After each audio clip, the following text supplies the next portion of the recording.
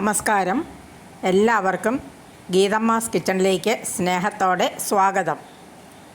നമ്മുടെ ഓണവിഭവങ്ങളുടെ കലവറ തുറക്കുകയായി. അപ്പോൾ എന്നും ഓരോ വിഭവങ്ങളാണല്ലോ. അപ്പോൾ ഇന്നത്തെ വിഭവം നമ്മുടെ ചീടയാണ്. ചീട ചില ദേശത്തെ കളിയടയ്ക്ക എന്നും പറയും. അതിന് ഞാൻ ഈ നൈസ് പൊടിയാണ് എടുത്തിരിക്കുന്നത്. ആ 2 കപ്പ് പൊടി എടുത്തിട്ടുണ്ട്. ഈ പത്തിരിക്കും ഇടിയപ്പത്തിനും ഉപയോഗിക്കുന്ന ഈ കപ്പിന് 2 കപ്പ് പൊടിയാണ് എടുത്തിരിക്കുന്നത്. ഇനി അത് കുഴയ്ക്കാൻ വേണ്ടി വെള്ളം വെച്ച് തിളപ്പിക്കണം. അതിനൊരു 2 ഗ്ലാസ് വെള്ളം ഞാൻ വെച്ചിട്ടുണ്ട്. അത്രയും വെള്ളം വേണ്ടി വരത്തില്ല. ആവശ്യമുള്ളത് എടുക്കാം. 2 ഗ്ലാസ് വെള്ളം അല്പം ഉപ്പും കൂടി ഇട്ട് വെച്ചിരിക്കുക. ഇനി ആ പൊടിക്കകത്തൊരു തേങ്ങ കൂട്ടി ചേർക്കണം. അതിന് 1 മുറി തേങ്ങ മിക്സിയുടെ ജാറിൽ വെച്ചിട്ടുണ്ട്. അതിലോട്ട് 7-8 ചുമന്നുള്ളി, ഒരു 2-3 വെളുത്തുള്ളി അല്ലി,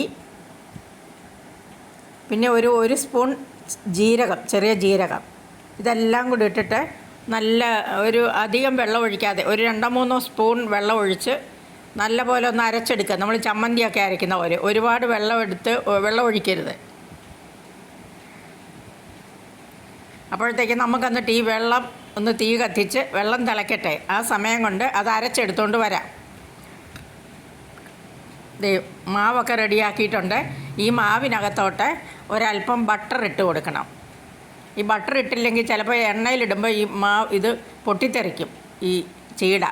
അതുകൊണ്ടാണ് ഈ ബട്ടർ ചേർക്കുന്നത്. ഇനി ഈ അരച്ച് വെച്ചിരിക്കുന്ന അരപ്പും കൂടെ നമുക്ക് ചേർത്ത് കൊടുക്കാം.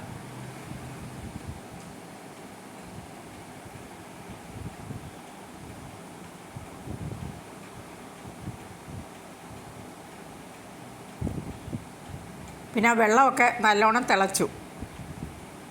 അപ്പോൾ ഇനി അത് കുറേശ്ശെ ചേർത്ത് 1-2 പ്രാവശ്യമായിട്ട് കുറേശ്ശെ ചേർത്ത് നമുക്ക് കുഴയ്ക്കാം. ഒരു അല്പം എള്ളും കൂടെ ചേർക്കുന്നുണ്ട്. എള്ള് ഓപ്ഷണലാണ്. ഇടയ്ക്കൊക്കെ ഈ എള്ള് കടിക്കുന്ന ഒരു രസമാണ്, കാണാനും ഒരു ഭംഗിയാണ് എള്ളുണ്ടെങ്കിൽ. ഇനി അതൊന്ന് ചുമ്മാതെ ഒരു സ്പൂണിൻ്റെ ചുവട് ഭാഗം വെച്ച് ഒന്ന് കുഴച്ച് ആ ബട്ടറൊക്കെ എല്ലായിടത്തും എത്തിക്കുക. ബട്ടറും ഉപ്പും ഒക്കെ എല്ലായിടത്തും എത്തിക്കുക. പുട്ടിൻ്റെ പൊടി നനയ്ക്കുന്ന പോലെ ഒന്ന് നനച്ചെടുക്കുക. എന്നിട്ട് അതിനകത്തോട്ട് തിളച്ച വെള്ളം കുറേശ്ശെ ഒഴിച്ച് നമുക്ക് നല്ല മയത്തിൽ കുഴച്ചെടുക്കാം.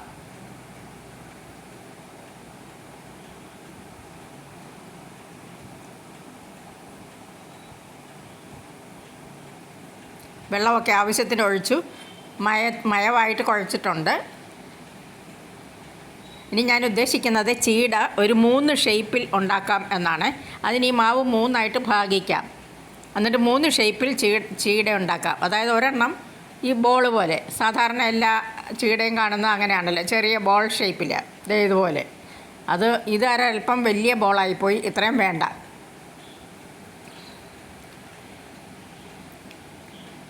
ഈ വലിപ്പത്തിൽ നമുക്ക് ഈ ചീട ഉരുട്ടിയെടുക്കാം. 1/3 ഭാഗം അങ്ങനെ ഉരുട്ടിയെടുത്തു.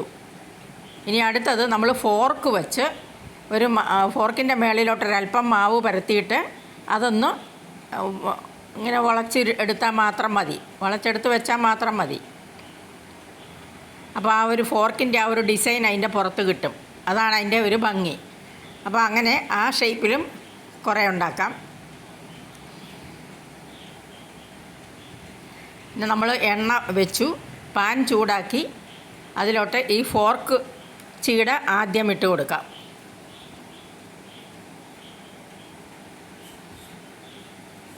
അത് ഓരോന്നോരോന്ന് പിറക്കി ഇട്ട് കൊടുക്കാം.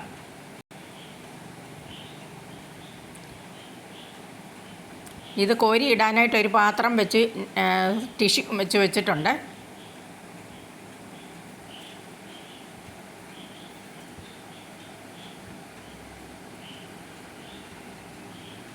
ഒന്നൊന്നേ തൊടാതെ ഇടുക. അതുമാത്രമല്ല, ഇത് ഇട്ടിട്ട് ഒരു വശം ഒരുമാതിരി മൊരിഞ്ഞ് കഴിഞ്ഞേ ഇത് ഇളക്കാവുള്ളൂ, അല്ലെങ്കിൽ ഇത് പൊടിഞ്ഞു പോകാൻ സാധ്യതയുണ്ട്.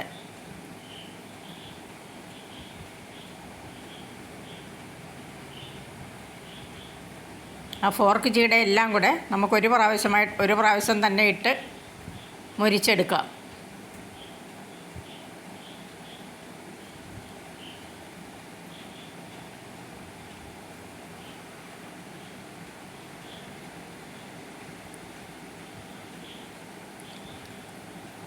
അപ്പോൾ അതവിടെ ഇരുന്ന് മൊരിയട്ടെ.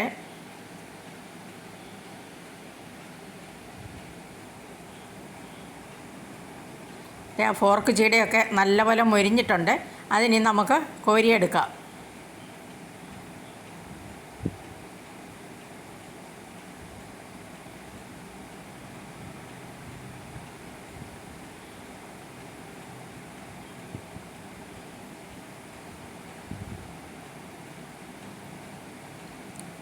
ഇനി അടുത്തതായിട്ട് നമ്മുടെ ബോൾ ചീട ഇട്ട് കൊടുക്കാം.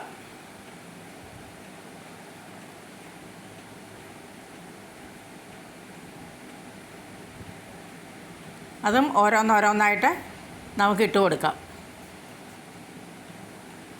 അതെല്ലാം മൊരിഞ്ഞുകൊണ്ടിരിക്കുകയാണ്. എണ്ണ നല്ലോണം ചൂടായി കിടക്കുന്നതുകൊണ്ട് പെട്ടെന്ന് മൊരിയുന്നുണ്ട്. അത് നല്ല ഒരു ചോക്ലേറ്റ് കളറായി നല്ലോണം മൊരിഞ്ഞു.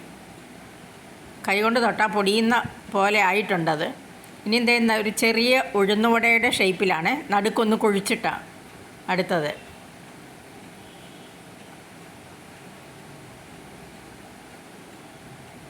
അങ്ങനെ 3 ഷേപ്പിലുള്ള ചീടയും ഇവിടെ റെഡിയായി കഴിഞ്ഞു.